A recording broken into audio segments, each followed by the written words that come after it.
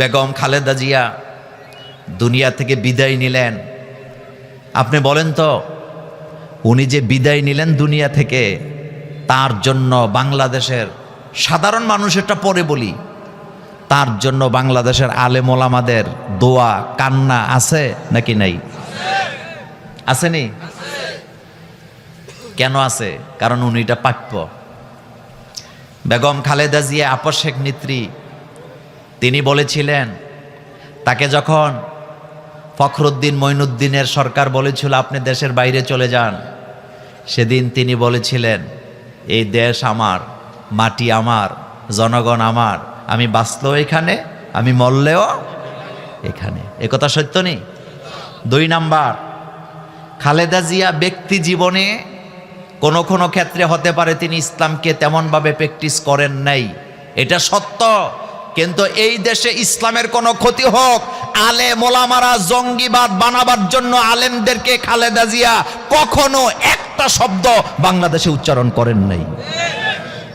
আলেমদের বিরুদ্ধে যায়, কোরআনের বিরুদ্ধে যায়, ইসলামের বিরুদ্ধে যায়, মাদ্রাসার বিরুদ্ধে যায়, একটা শব্দ তিনি কখনো উচ্চারণ করেন নাই।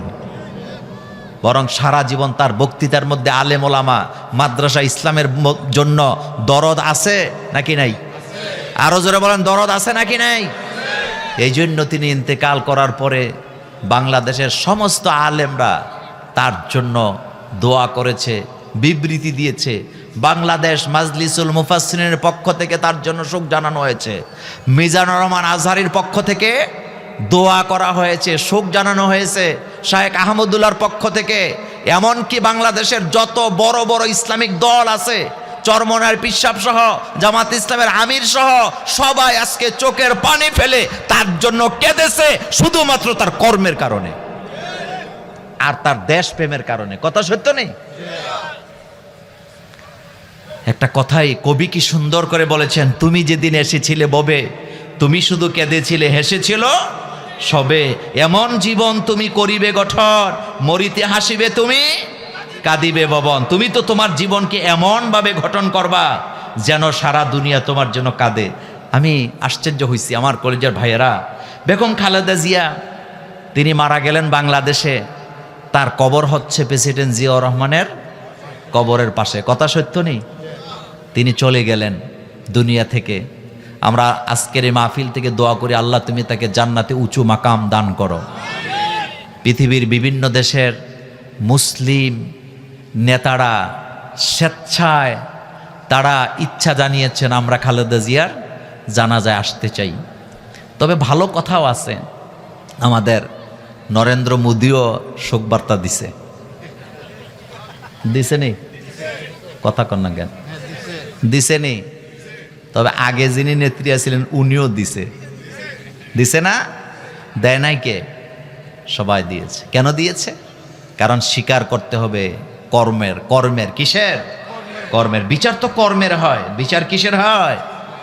কর্মের হয়। আমি আপনাদেরকে একটা কথা বলি, একটা ঘটনা বলি আপনাদেরকে। সেটা হলো, বেগম খালেদা জিয়া তিনি আলেমদেরকে কতটা ভালোবাসতেন তার একটা উপমা আপনাদেরকে দেই। সেটি হচ্ছে, তার ক্যাবিনেটে একজন আলেম ছিল, মন্ত্রিসভায় কি ছিল? আলেম ছিল। নাম বলা লাগবে? নাম বলা লাগবে? আচ্ছা, নাম আপনারা জানেন। শহীদ না, মতিউর রহমান নিজামী। তো ক্যাবিনেটে যখন মন্ত্রিসভার বৈঠক বসতো, তিনি তখন 19 জন মন্ত্রীর মধ্যে 18 জনের বক্তব্য আগে শুনতেন। মনোযোগ আছে না আপনাদের? কয়জনেরটা আগে শুনতেন? 18 জন। 18 জন বক্তৃতা দেওয়ার পরে এখন বেগম জিয়া ওই আলেম শহীদ মতিউর রহমান নিজামীকে জিজ্ঞেস করতেন, মাওলানা সাহেব এবার আপনি বলেন এই বিষয়ে আপনার মতামত কি? এই কথাটা আপনি ঠান্ডা মাথায় চিন্তা না করলে বুঝবেন না। তিনি আগে সবার বক্তব্য শুনতেন, সবার পরে শুনতেন কারটা? কেন শুনতেন? কারণ তিনি শুনে সিদ্ধান্ত নিতে তার জন্য সহজ হইতো, এবং ম্যাক্সিমাম ক্ষেত্রে তিনি সিদ্ধান্ত সেটাই নিতেন। শহীদ মতিউর রহমান নিজামী আলেম হিসাবে যেটা সর্বশেষ বলতেন। বাইতুল মুকাররমের খতিব ওবায়দুল হক সাহেবের কথা আপনাদের মনে আছে? বাগা খতিব ছিল, সুবহানাল্লাহ। কি খতিব ছিল? বাতিলের সামনে কখনো মাথা নত। এখন যেটা আছে এটাও বাগা। বক্তব্য শুনবেন আপনারা। আব্দুল মালেক হাফিজাহুল্লাহ চমৎকার কথা বলেন। বাতিলের বিরুদ্ধে হুঙ্কার আছে না নাই? কয়দিন আগে কি চমৎকার করে বাইতুল মুকাররমে দাঁড়িয়ে বলেছেন যে বঙ্গবন্ধুর খুনিদেরকে যদি বিদেশ থেকে ধরে এনে বিচার করা যায়, হাদির হত্যাকারীদেরকে অবশ্যই ভারত থেকে শিকল দিয়ে টেনে এনে বিচার করা যাবে। একজন খতিব এ কথা বলতে সাহস লাগে, বলেন কি লাগে? তো ওবায়দুল হক সাহেব যখন খতিব ছিলেন, তিনি আমেরিকাকে ইসরায়েলকে একটা গালি দিছে। কি দিছে? গালিটা দিছে মানে আমেরিকা ধ্বংস হোক, ইসরায়েল ধ্বংস হোক। তখন আমেরিকা আর ইসরায়েল মিল্লা মুসলিম কান্ট্রির উপরে কি চালাইছে? অত্যাচার। মনোযোগ আছে না আপনাদের? এখন এটা দূতাবাসে যখন খবর গেছে, সরকারের কাছে ব্যাখ্যা চাইছে আমেরিকা। লাগছে তো বেজাল। এখন বলতেছে খতিব সাহেবরে বাদ দিতে হবে।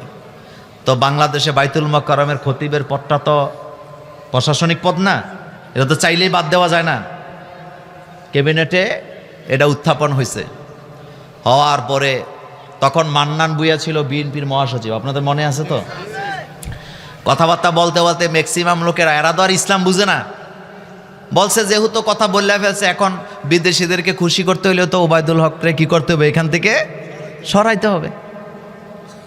বেগম খালেদা জিয়া কথা শুনতে শুনতে শেষ পর্যায়ে জিজ্ঞেস করছে মাওলানা মতিউর রহমান নিজামী সাহেবকে যে, মাওলানা সাহেব আপনি বলেন এই ব্যাপারে আপনার সিদ্ধান্ত কি? সবাই ম্যাক্সিমামে তো বলতেছে বাদ করে দেওয়ার জন্য। মতিউর রহমান নিজামী সাহেব হাসি দিয়ে বলছে, মাননীয় প্রধানমন্ত্রী, আমাদের খতিব সাহেব বাইতুল মুকাররমে দাঁড়াইয়া আমেরিকাকে ইসরায়েলকে যে বদদোয়া দিছে, ধ্বংস হওয়ার কথা বলছে, এটা বাংলাদেশ নয়, সারা পৃথিবীর সব মিম্বর থেকে প্রতি জুমায় খতিবরা এ কথাই বলে। কিন্তু সমস্যাটা হলো উনি বাংলায় বলে ফেলছে আর অন্যরা আরবিতে বলে। কথা বুঝেন না? আল্লাহুম্মা দাম্মির, এই কথাগুলো আসেনি খুতবার মধ্যে? বদদোয়া আসেনি? তো নিজামী সাহেব বলছে যে সমস্যাটা হলো উনি কিসে বলছে? বাংলায়, কিন্তু অন্যরা কিসে বলে? তখন বেগম জিয়া হাসি দিয়া বলছেন, এটা যেভাবে আছে এভাবেই থাক। আল্লাহ, তুমি তোমার বান্দির জীবনে যদি কোনো অপরাধ থাকে তুমি দয়া করে ক্ষমা করে দাও। বাংলাদেশে তার কবর, আমরা যারা অনেকেই তো জানাজায় যাবেন, নিয়ত করে রাখছেন, যারা যাবে যারা যাবে না সকলের জন্য দোয়া করছি, শুভকামনা থাকলো। আল্লাহ যেন এই নেত্রীকে মাফ করে দেন, আমরা বলি আমিন। তা আমার কলিজার ভাইরা, কথা বলতেছিলাম যুবকদের ব্যাপারে। কিসের ব্যাপারে? যুবক সমাজের যুবক যদি ভালো হয়ে যায়, তাহলে দেশ আর সমাজ কি হয়ে যাবে? ভালো হয়ে যাবে। বাংলাদেশের দেশনেত্রী বেগম খালেদা জিয়া, যিনি তিনবারের বাংলাদেশের প্রধানমন্ত্রী ছিলেন, আমি ব্যক্তি সাদিকুর রহমান আজহারির কাছে এই নামটা অত্যন্ত শ্রদ্ধার একটি নাম।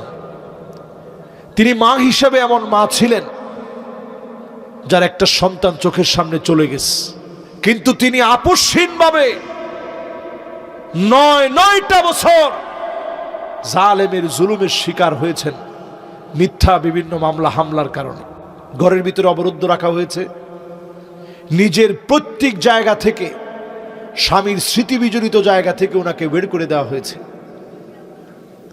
সন্তান ছাড়া করা হয়েছে, ঘরবাড়ি ছাড়া করা হয়েছে, কিন্তু তিনি দেশটা ছেড়ে যান নাই।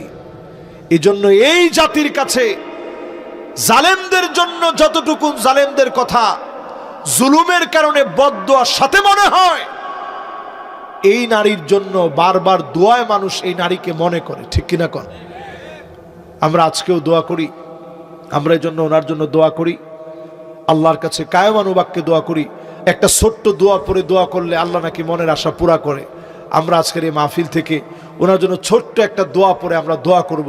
আল্লাহুম্মা ইন্নী আবদুক, পড়েন, ওয়াবনু আবদিক ওয়াবনু আমাতিক নাসিয়াতি বিয়াদিক মাদিন ফিয়া হুকমুক আদলুন ফিয়া কদাউক আসআলুকা বিকুল্লি ইসমিন হুয়া লাক সাম্মাইতা বিহি নাফসাক আও আনজালতাহু ফি কিতাবিক আও আল্লামতাহু আহাদান মিন খালকিক আও ইস্তাআসারতা বিহি ফি ইলমিল গায়বি ইনদাক আন তাজআলাল কুরআনা রবিআ কলবি ওয়া নূরা সাদরি ওয়া জালাআ হুজনি ওয়া যাহাবা হাম্মি।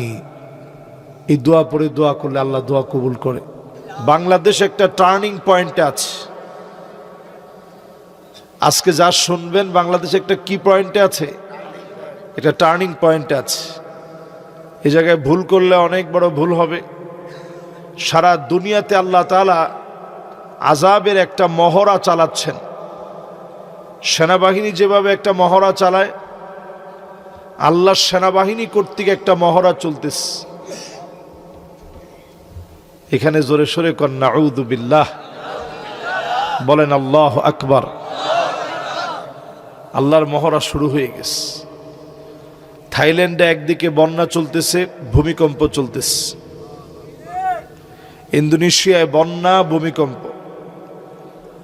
পাকিস্তানে 6 মাত্রার ভূমিকম্প হলো। যুক্তরাষ্ট্রে পর্যন্ত ভূমিকম্প হয়ে গেল।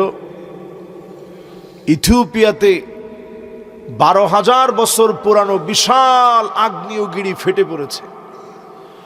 14 কিলোমিটার উঁচা হয়ে গেছে শুধু ছাইগুলো।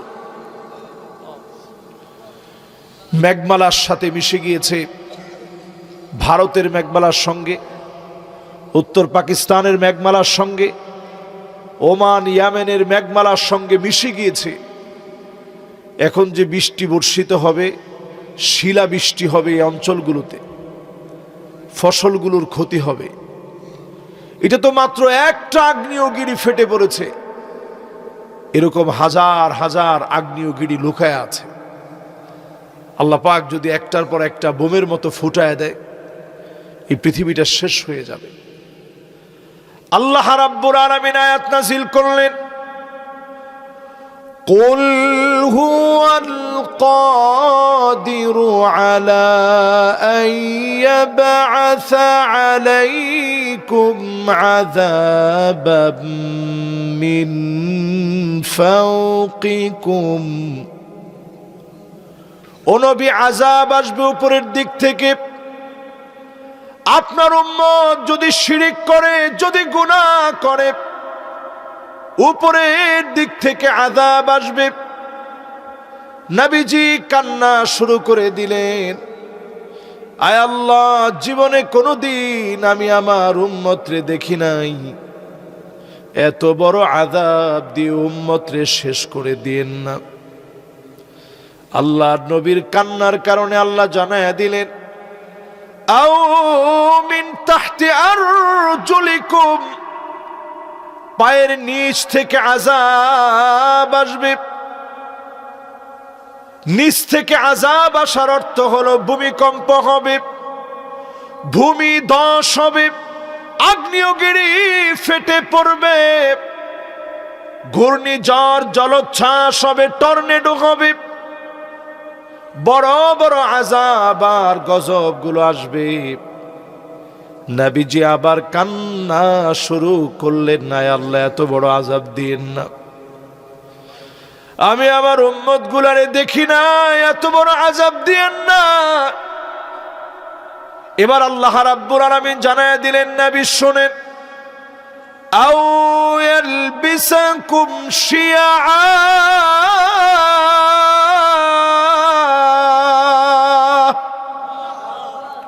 ও নবী, আপনার উম্মত দলে দলে বিভক্ত হয়ে যাবে।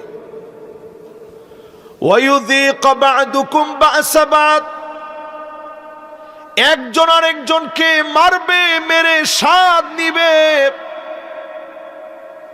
এই আয়াত কারিমার এই অংশ নাজিল হওয়ার পরে নবীজি বললেন, আল্লাহ আগের দুইটার চাইতে এটা একটু সহজ, ভাইয়ে ভাইয়ে বেশি দিন মারামারি করবে না, সময় আসবে এমন গোটা দুনিয়ার ভিতরে ভাই ভাই সব এক হয়ে যাবে। এক হওয়ার আগে আল্লাহ একটা মহড়া দিচ্ছেন, এই মহড়ার ভিতরে আমার বাংলাদেশে ইসলাম পন্থীরা সব এক হয়ে যাচ্ছে, এর মধ্যে দিয়ে যিনি একটা বিজয় দিয়ে দিবেন তিনি কে? আপনি মনে করেন না হুজুর এটা এমনি কইতেছে, এটা কোরআনের আয়াত দিয়ে আপনি করে বুঝাইতেছে। ঠিক তো একজনে না কয়, বাকিরা কি কয়? বাকিরা মনে মনে কইবেন যে না হুজুরে কয় আর কিনা। অনেকে মনে মনে কই হুজুর তো রাজনীতিটা শুরু করলো। আমি কোনো রাজনীতির মধ্যে গেছি না, রাজনীতির ডাইনেও নাই বামেও নাই। আচ্ছা কন্ত কোরআনের এই আয়াতের যে অনুবাদ করলাম, আউয়াল বিসাকুম শিয়া, নবীজি কইতেছে দলাদলি করারে পোশাক বানায় নিব। পোশাক কি বাইরে থাকে না শরীরের লগে লাগিয়ে থাকে? মাশাআল্লাহ, বুড়িরঙের মানুষ খুব ভালো বুঝেন শরীরের লগে কি থাকে।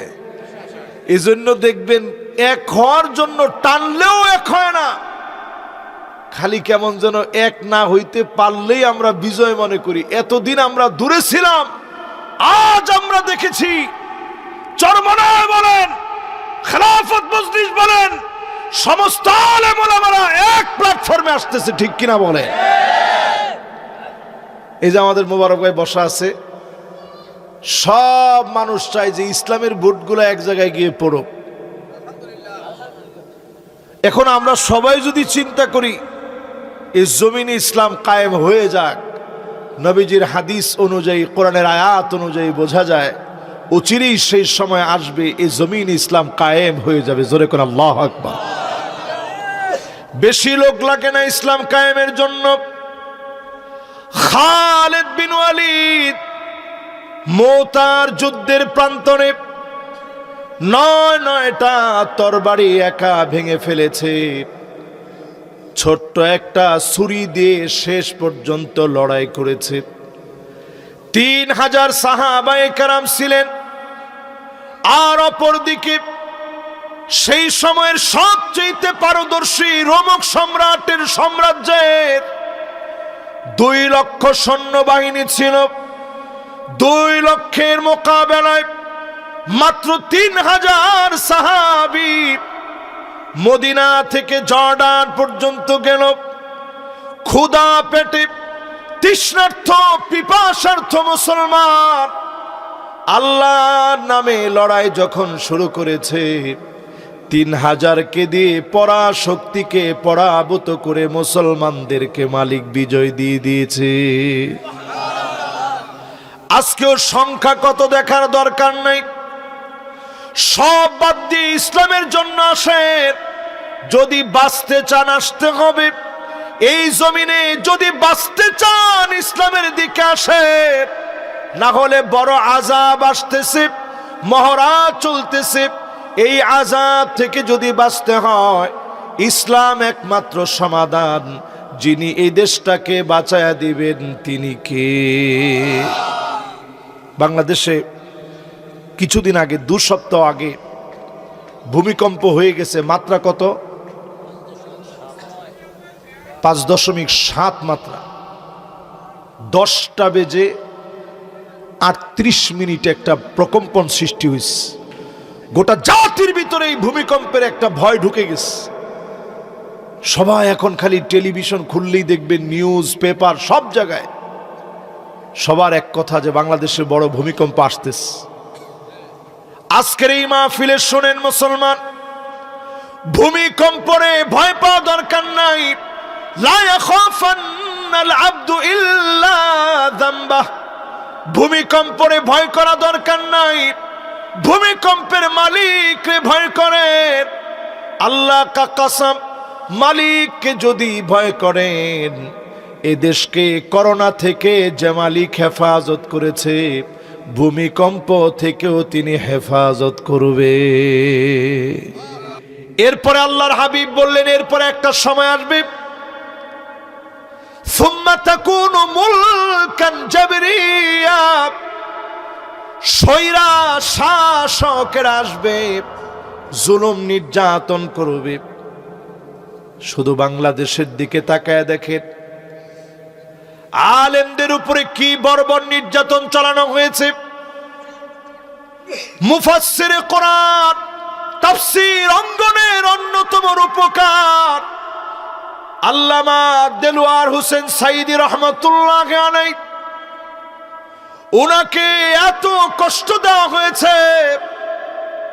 সারা জীবন তিনি কোরআনের খেদমত করেছেন। এ মানুষটাকে রাজাকার রাজাকার বলা হয়েছে। আমার তো মনে হয় তাদের পতন হতো না, আর একটু দেরি লাগতো। শুধু রাজাকার গালি দেওয়ার কারণে ওই রাজাকার শব্দ দিয়ে আল্লাহ তাদের পতন দিয়েছেন, ঠিক কিনা বলে? একটা শব্দ দিয়ে পতন হয়ে গেছে। এটা এমনি হয় নাই। এদেশের শ্রেষ্ঠ মানুষগুলোকে ফাঁসি কাস্টে তারা ঝুলিয়েছে, দাফন কাফন করতে পর্যন্ত দেয় নাই। 144 ধারা জারি করে জানাজার নামাজের ভিতরে তারা বাধা দিয়েছে। এখন তাদের এমপি মন্ত্রীরাও মারা যাচ্ছে। হায় রে হায়, আমি যে এলাকার, ওই এলাকার এমপি সাহেব মারা গেছেন, যাক নামটা নাই বললাম। ওনার হাতের ভিতরে হ্যান্ডকাপ লাগানো, আহারে আমি ছবিটা দেখতেছিলাম। কেউ নিতে আসে না, ছেলে আরেক জায়গায় পালায় আছে, আসবে কে? পরে কোনো রকম ঘন্টার পর ঘন্টা পার হয়ে গেছে, কেউ নিতে আসে না। এলাকার ওনার বাড়ির আশেপাশের কিছু আলেম ওলামা এসে ওনার লাশটা নিয়ে গেছে, জানাজা হয়েছে, দাফন কাফন হয়েছে। এটা থেকে একটু শিক্ষা নেন মুসলমান, শিক্ষা নেন। এই দুনিয়ার ভিতরে যারা জালেম হবে, আল্লাহর হাবিব বলছেন হাত্তা ইয়ারফাউহাল্লাহ, আল্লাহ তাদেরকে টেনে উঠায় নেবে। আল্লাহ যখন টান মেরে উঠায় নেয়, গরম ভাত থেকে যায়, জালেমরা খেয়ে যেতে পারে না। আল্লাহ এইভাবে টান দিয়ে উঠায় নিয়ে গেছে।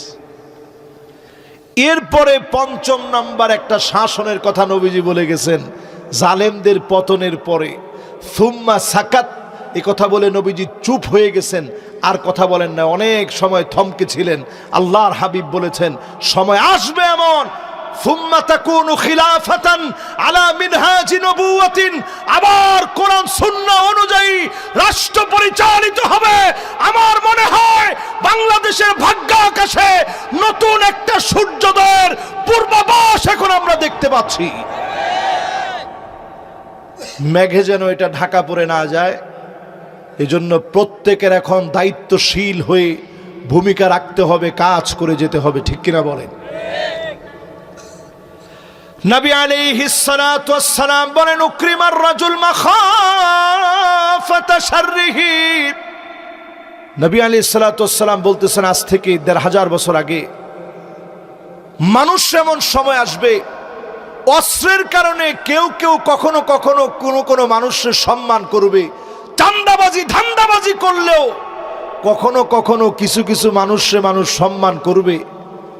তার হাত থেকে বাঁচার জন্যে আমরা এমন মানুষকে এখনো চিনি, তাদেরকে মানুষ মন থেকে ভালোবাসে না, শুধুমাত্র তাদেরকে সামান্য সম্মান করে নিজের ব্যবসা বাণিজ্যরে পরিবারে বাঁচায় রাখার জন্য।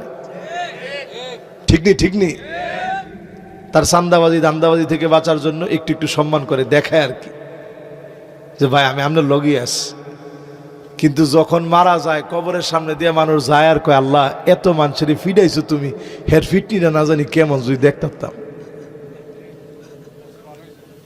এরকম কয়নি?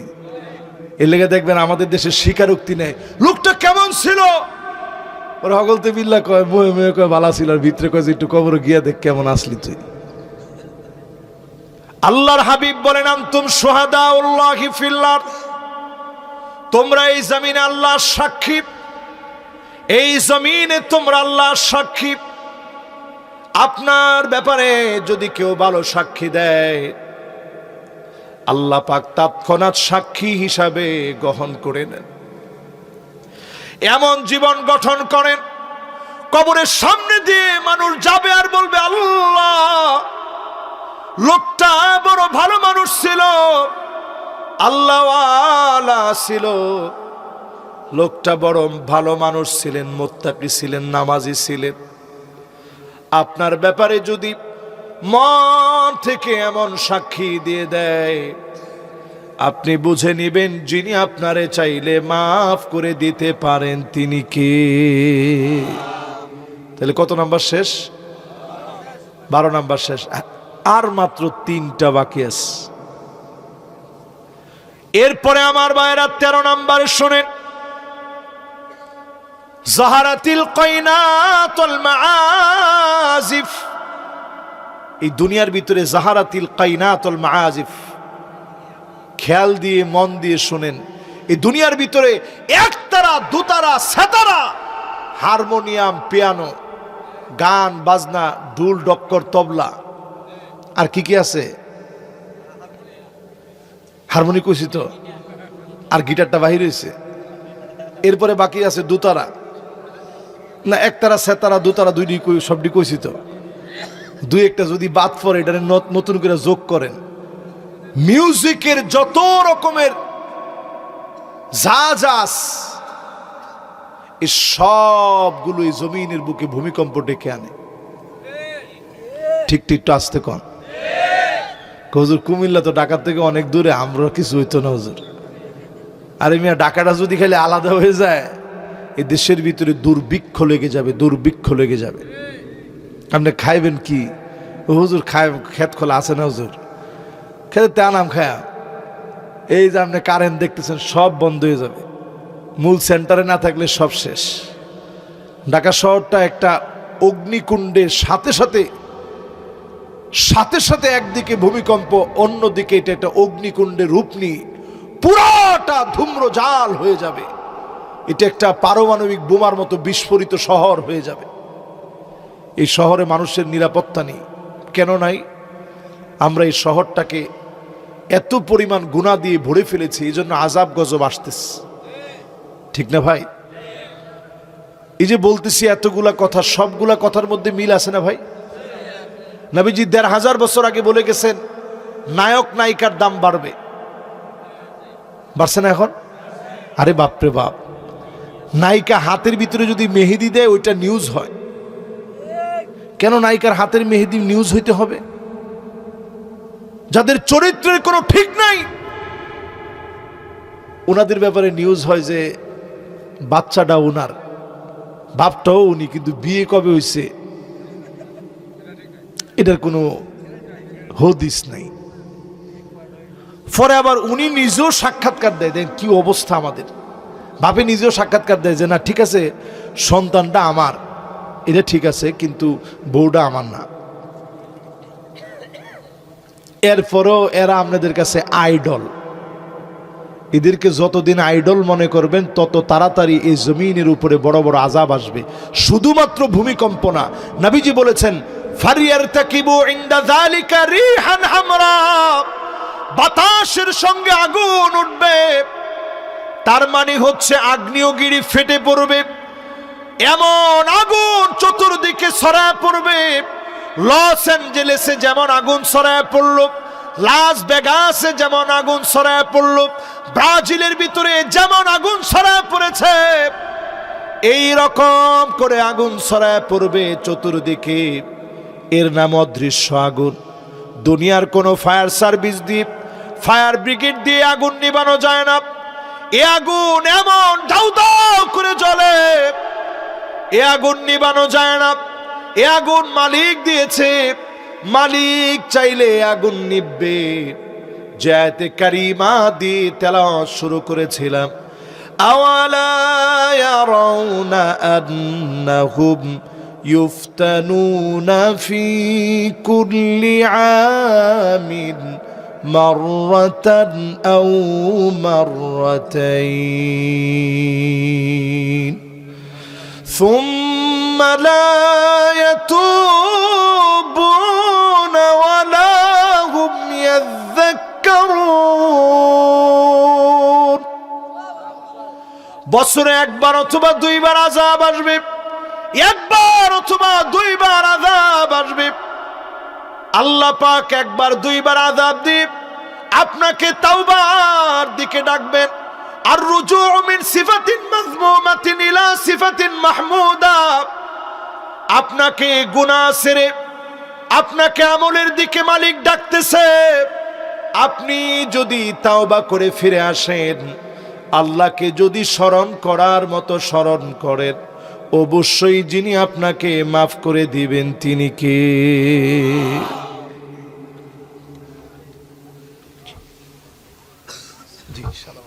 জাযাকুমুল্লাহ। মাশাআল্লাহ, ভাই লম্বা সময় শুনে ফেলছে, ভাইয়েরও দূরে যেতে হবে। আলহামদুলিল্লাহ, ওনারও প্রতিদিন অনেকগুলা করে দাওয়াত থাকে, এর মধ্যে আলহামদুলিল্লাহ ভাই শুনে গেছে। আল্লাহ যেন ভাইকে কবুল মঞ্জুর করেন, পড়েন আমিন। আমরাও একেবারে শেষ টপিকসে আছি, আর 10 মিনিট আপনাদের কাছ থেকে সময় নিব। বাকিরা যায়েন না, বাকিরা সবাই বসবেন ইনশাআল্লাহ। নাকি শেষ না? আমরাও একবারে শেষ দিকে চলে আসছি। তো বলতেছিলাম, নবী করিম সাল্লাল্লাহু আলাইহি ওয়াসাল্লাম আজ থেকে ১,৫০০ বছর আগে নবীজি জানায় গেলেন। নবী করিম সাল্লাল্লাহু আলাইহি ওয়াসাল্লাম আমাদেরকে সতর্ক করে গেলেন, এই যে বাংলাদেশে আবুল সরকার নামে একজন গায়ক, সে যে পরিমাণ তালবাহানা করছে, বাংলাদেশের একজন মুফতি সাহেব আছে, ওনারে কিছু না জিগাইতে উনি ফতোয়া দেয়। যে মুফতি সাহেব শরিয়তের বিষয়ে বলল যে শরিয়া আইন এই দেশে চলবে না, আমরা শরিয়া আইন মানি না, এই মুফতি সাহেব বিনা ফতোয়া জিজ্ঞাসা করার পরেও তিনি ফতোয়া দিলেন যে 24-এর এই গণ অভ্যুত্থানে আমাদের দলের কোনো অবদান নাই, এটা আমাদের দলের কিছু না, আমাদের কোনো সম্পৃক্ততা নাই। আপনার কাছে কেউ জিজ্ঞেসে? নতুন করে উনি ফতোয়া দিছেন যে বাউলদের ব্যাপারে নতুন করে মৌলবাদ তারা জাগ্রত হয়েছে, বাউলদের পক্ষে তিনি আছেন, তিনি ফতোয়া দিচ্ছেন। যেই বাউল এই কথা বলবে, আল্লাহ একজন না হয়ে যদি 5 জন হইতো, তাহলে আল্লাহ শক্তি তো বাড়ত না? নাউজুবিল্লাহ কইতেন না মনে হয়? চিন্তা করেন কতটুকু ফালতু হলে পরে যেই লোক প্রকাশ্যে এই কথা বলে এবং আল্লাহর ব্যাপারে এই কথা বলে ফেলছে যে আল্লাহ এক মুখে কয় কথা কয়, নাউজুবিল্লাহ কন, এই কথা মুসলমান শুনে কেমনে? আরেক বেয়াকুব নাদান নালায়েক জানোয়ার, ওটার নাম আনোয়ার, ওটার ভিতরে কিচ্ছু নাই, ওটা পুরো একটা খোলস।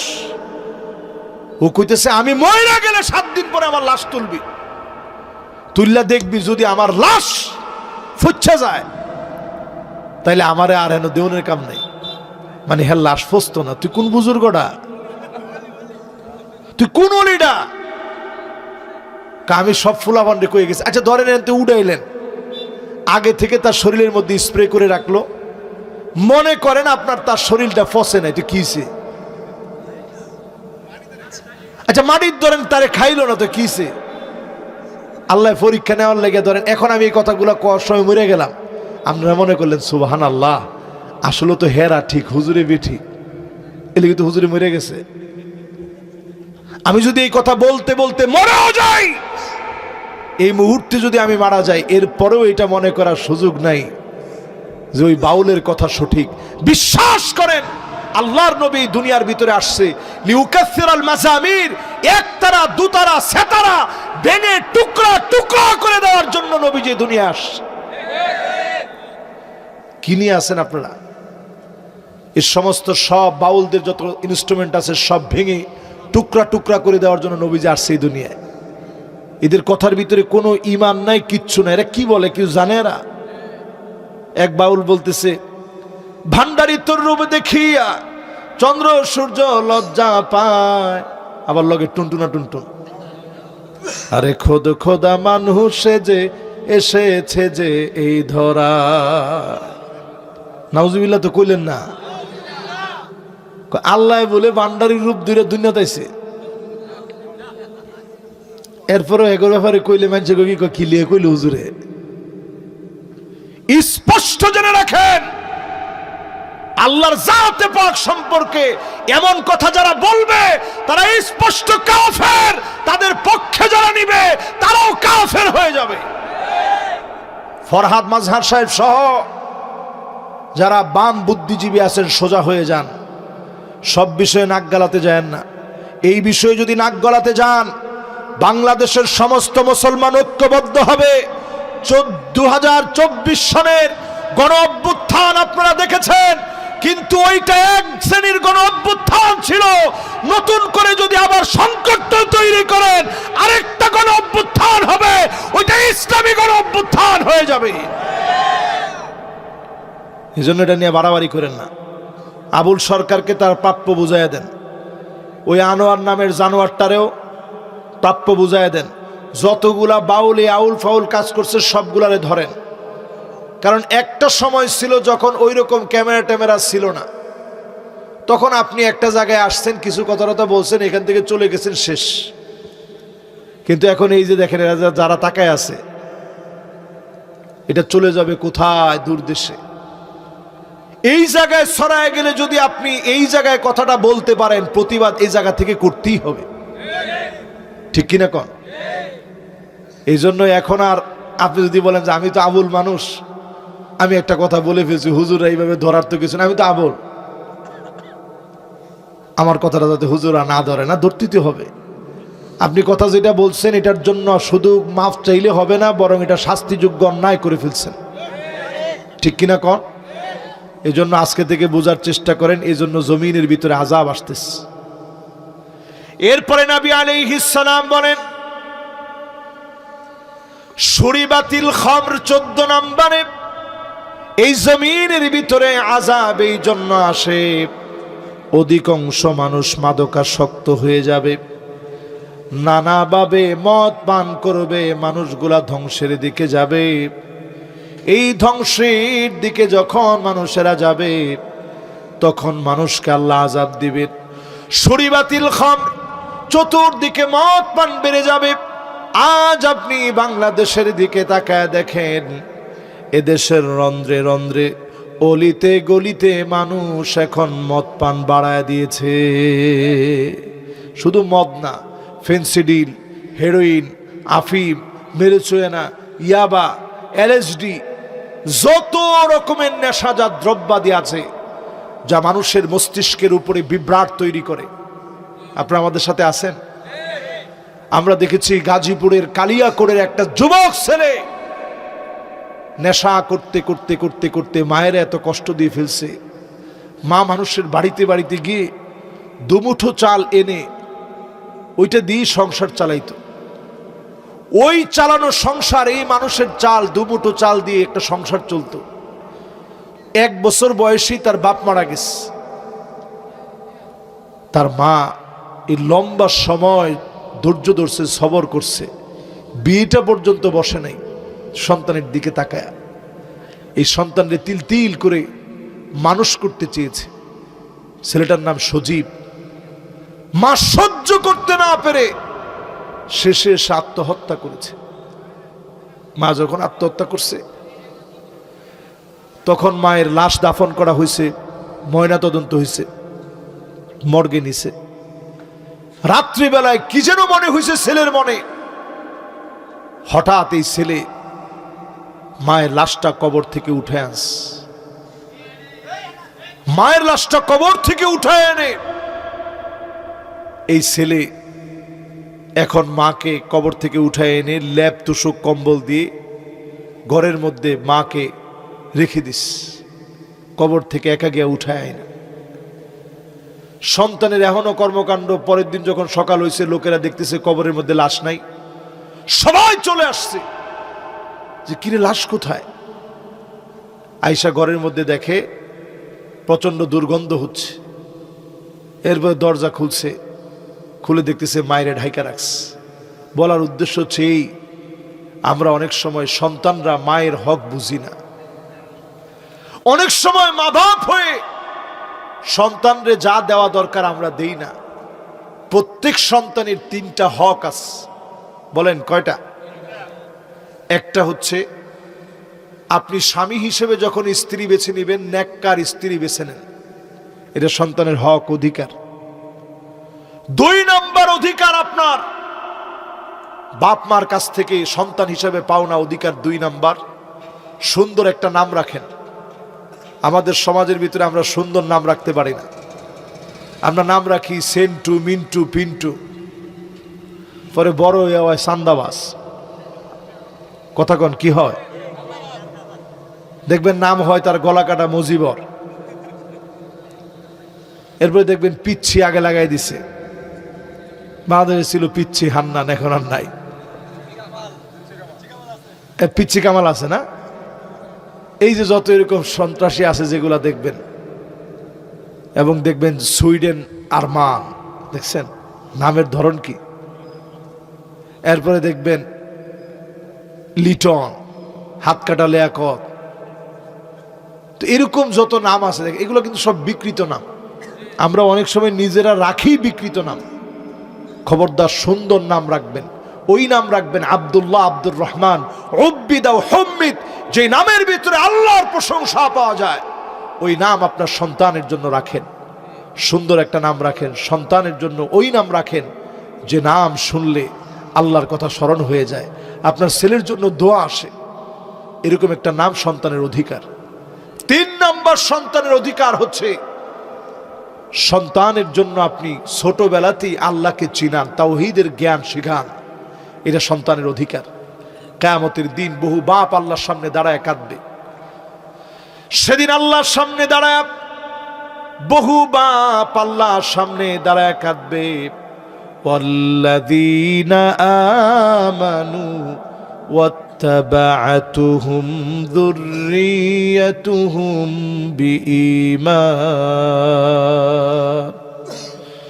ألحقنا بهم ذريتهم وما ألتناهم من عملهم من شيء। বহু বাপ সেদিন আল্লাহর সামনে দাঁড়ায় কাঁদবে। আল্লাহ বলবে যে আজকে কাঁদার কারণ কি? সেদিন বাপ জবাব দিবে, আল্লাহ কাঁদতেছি, কোথায় আমার ছেলে, কোথায় আমার মেয়ে? এক নজর আমার ছেলেটারে আল্লাহ দেখতে চাই। সেই দিন ছেলেকে আনবে, মেয়েকে আনবে। ছেলের গায়ে জাহান্নামের পোশাক, মেয়ের গায়ে জাহান্নামের পোশাক। সেদিন বহু বাপ আল্লাহর সামনে দাঁড়ায় কাঁদবে। ও আমার ভাইরা, যতজন আজকের মাহফিলে বসলেন, পরিষ্কার ভাবে আপনাদেরকে বলি, মা বাপ আপনাদের জন্য অনেক কষ্ট করে। এই মা বাপের জন্য আপনি বদলামের কারণ হয়েন না। নেশা করে মা বাপকে ভুলে যায় না। আপনার মাথার উপরে আবরণ সৃষ্টি করে ফেলবে, দিমাগ নষ্ট হয়ে যাবে। এমন কোন বিষয়ে মুসলমান যেতে পারে না। আজ মুসলমানদের অধপতনের কারণ হলো সারা দুনিয়ার ভিতরে নেশাজাত দ্রব্যাদি বেড়ে গেছে। ঠিক কিনা বলেন? সারা দুনিয়ার ভিতরে বেড়ে গেছে। এই জন্য আযাব আসতেছে এই দুনিয়ার দিকে। আমার শেষ কথা, ওয়ালুইনা আখিরু হাযিহিল উম্মাহ আউওয়ালাহা। আগেকার বড় বড় আলেমদেরকে গালি দেওয়া হবে। এই পয়েন্টটাতে আপনার সাথে থাকেন, আছেন তো? কেউ কি ভয় পেতেছেন? কোনো মারামারি, কোনো কাটাকাটি? পিছনের লোকেরা কি দেহে আল্লাহ জানে। আমরা কোনো ভয় ডরের মধ্যে নাই, ইনশাল্লাহ। আপনারা কি ভয় পান? ধরুন আমগো ভয় কি? আমরা দুনিয়া আসছি একবার, যাওয়া লাগবে একবার। ভয় আছে মাঝখানে? আর আমরা বাংলাদেশি লোকেরা ভূমিকম্পেই ভয় পায় না। কারে ভয় পায়? আরে কথা কয় না। এলাকা ভূমিকম্প আমগো থাকে না, অন্যদিকে চলে যায়। জোরে করে আল্লাহু আকবার। আজকে একটা আগাম কথা বলি, ভবিষ্যৎ সম্পর্কে কেউ জানে না। জানে কে? তবে আমার মনে হয় যতটুকু আমি কোরআন হাদিস পড়ছি, ভারতে যে 3টা ছেলেরে কানে ধরানো হলো, নামাজ পড়ার কারণে ফাঁকা জায়গার ভিতরে কানে ধরানো হয়েছে। দেখছেন না আপনারা? নামাজ পড়ছে দেখে কানে ধরানো হইল, জয় শ্রীরাম বল বলে বলে তাদেরকে প্রেসার ক্রিয়েট করা হলো। মুসলিম শিক্ষকদেরকে অপদস্থ করে জয় শ্রীরাম বলার জন্য বাধ্য করা হলো। ভারতে এখন প্রতিনিয়তই জাতীয় কর্মকাণ্ড চলছে। এই যে হুমকি দুমকি মুসলমানদেরকে দিচ্ছে, এরা ভুলে গেছে ইখতিয়ার উদ্দিন মোহাম্মদ বখতিয়ার খিলজি কতজন লোক নিয়ে ভারত বিজয় করছে? মাত্র 17 জন। কতজন? পুরা ভারত বিজয় করেছে এই অল্প কয়টা মানুষ নিয়ে। 800 বছর ভারত আমরা শাসন করেছি। জোরে কোন আল্লাহু আকবার। এই ভারতের শাসন, 800 বছর মুসলমানদের শাসন, তারা এটা কেমন যেন ভুলে গেছে। তারা মনে করছে মুসলমানরা সারা জীবন ঘুমায় থাকবে। মুসলমান সারা জীবন ঘুমায় থাকার জাতি না, মুসলমান জাগ্রত হওয়ার জাতি। আবার যদি আমরা ঘুরে দাঁড়াই, দিন আসবে এমন অবশ্যই ভারত আমাদেরকে আল্লাহ তাআলা দান করবে। ঠিক কিনা বলেন? এবং সেইটা আমার কাছে মনে হচ্ছে বড় একটা ভূমিকম্প এত প্রকট আকার ধারণ করবে, যেটা ভারতের দুইটা অংশ বিচ্ছিন্ন হয়ে যাবে। এই ছিন্ন বিচ্ছিন্ন অংশ বড় প্রকট থেকে প্রকট আকার ধারণ করবে ভূমিকম্পের প্রকটতার কারণে। এবং এমন ভয়াবহতার সময় ভারত টের পাবে যে এই যে আলেম ওলামারা যা যা বলতেছে এর সত্যতা কতটুকু, রসুল যা বলে গেছেন সত্যতা কতটুকু। তারা মনে করে তাদের কাছে পারমাণবিক অস্ত্রশস্ত্র আছে। এই সব অস্ত্রের চাইতে শক্তিশালী অস্ত্র যার কাছে তিনি কে? এবং নবীজি হাদিসের মধ্যে বলে গেছেন টাকনু পর্যন্ত রক্ত পৌঁছায়া যাবে, এরপরে মুসলমানদের বিজয় আসবে। আমি দেখতেছি ওই বিজয় মুসলমানদের চলে আসতেছে ইনশাআল্লাহ। পড়েন, এই বাংলাদেশ দিয়ে অনেক কিছু শুরু হবে। আপনারা কিছুদিনের মধ্যে অনেক কিছু দেখবেন। এর বেশি আর কিছু বললাম না, শুধু এতটুকুন বলতে চাই, এই বাংলাদেশ দিয়ে অনেক কিছু শুরু হয়ে যাবে ইনশাআল্লাহ। পড়েন, পূর্ব দিক থেকে অনেকগুলো বিজয় আসবে, এর মধ্যে এই বাংলাদেশটা ইনশাআল্লাহ বড় ভূমিকা রাখবে। আফগানিস্তানের দিকে বর্তমানে তাকায় দেখেন, এই গত 2-3 দিনে আফগানিস্তান যে মহড়া দেখাইছে, অস্ত্র শস্ত্রের যে মহড়া দেখাইছে, ছোট্ট একটা দেশ মাত্র সেই দিন এই আফগানিস্তানে মুসলমানেরা এতটা শক্তিশালী হয়ে বসলো। এই শক্তির বদৌলতে তারা সেদিন যা দেখিয়েছে, সারা বিশ্ব তাক লেগে গেছে। ইয়ামেনে এখন নতুন করে অস্ত্রের যে মহড়া দেখাইছে, অবাক হয়ে গেছে। এই যে মুসলিম দেশগুলো পাশাপাশি কয়েকটা দেশ শক্তিশালী হচ্ছে। আগে শুধু ইরান কথা বলতো, এখন ইয়ামেন, আল ইমানু ইয়ামানি। নবীজি ইয়ামানিদের প্রশংসা করে গেছে যে এদের ইমানটা বড় খাঁটি। সেই ইয়ামানিরা নতুন করে জাগ্রত হয়েছে, আফগানিস্তান জাগ্রত হয়েছে। এভাবে বিশ্বময় মুসলমানের আবার ঘুরে দাঁড়াবে। জোরে কোন আল্লাহু আকবার। প্রিয় ভাইয়ের আমার, শেষ কথা বলি, যদি এখনো না ফিরেন, বাংলাদেশের জন্য ভয়াবহ 6টা বড় বড় আযাব আসবে। কয়টা? 1 নাম্বার আযাব আসবে ইমারাতুস সুফাহা, নির্বোধরা ক্ষমতায় চলে যাবে। কারা কারা? নির্বোধ মানে যাদের জ্ঞান নাই, বুদ্ধি নাই, বিবেক নাই, এরা ক্ষমতায় যাবে। রসুল বলে গেছেন ইমারা মানে নেতৃত্ব, সুফাহা মানে নির্বোধ, নির্বোধদের নেতৃত্ব চলবে। 2 নাম্বার নবীজি বলছেন কাসরাতুশ শর্ত, অধিক পরিমাণে শর্ত দেওয়া হবে। আগে যেমন কিছু হলেই রাজাকার বলা হতো, এখনো দেখি কেউ কেউ কিছু হলেই মৌলবাদ আর জঙ্গিবাদ বলে। ঠিক নেই? এরপরে নবীজি বলছেন বিয়াউল হক, টাকার বিনিময়ে হুকুম বিক্রি হবে, আইন আদালত বিক্রি হবে, মামলা বাণিজ্য হবে। আজকে তাকায় দেখেন, আমার প্রত্যেকটা জায়গায় মনে হয় মামলা বাণিজ্য শুরু হয়ে গেছে। ঠিক নেই? এরপরে নবীজি বলছেন ইস্তিগফাফাম বিদ্দাম, এটা বড় কষ্টের জায়গা। এই দেশটার ভিতরে গৃহযুদ্ধ লাগবে। আমি বিগত 1 বছর ধরে এই মাহফিলে কথা বলতেছি, যদি আগামী দিনে আপনারা ভুল সিদ্ধান্ত নেন, লিখে রাখেন খাতা কলমে অন্তঃকরণে, বাংলাদেশের বুকে একটা গৃহযুদ্ধ হবে, দেশটা তছনছ হয়ে যাবে। ইস্তিগফাফাম বিদ্দাম, চতুর্দিকে শুধু রক্তপাত আর রক্তপাত হবে। নবী আলাইহিস সালাম তারপরে বলেন কাতিয়াতুর রাহিম, আত্মীয়তার সম্পর্ক ছিন্ন হবে, এটা 5 নম্বর আযাব। ভাই ভাইয়ের সম্পদ গিলে খাবে শুধুমাত্র ক্ষমতার কারণে। এরপরে শেষ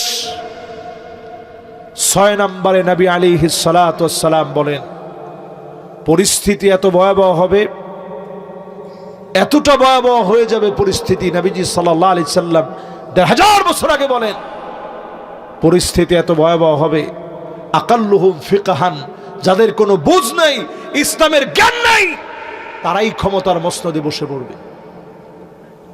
ঠিক নি? এই জন্য খুব খেয়াল এবং হুঁশিয়ার। আগামীর বাংলাদেশ, আপনি যদি দেশকে ভালোবাসেন, আল্লাহরে ভয় করেন, নামাজি হন, বেপরদায় যারা চলেন পর্দানিশীন হন, যারা এখনো পর্যন্ত নামাজ পড়েন না নামাজ ধরেন, মসজিদের দিকে আসেন, সুদ ছেড়ে দেন, অন্যায় ছেড়ে দেন, মাদক ছেড়ে দেন, গান বাজনা ছাড়েন। এদেশ থেকে যিনি আযাব উঠায় নেবেন তিনি কে?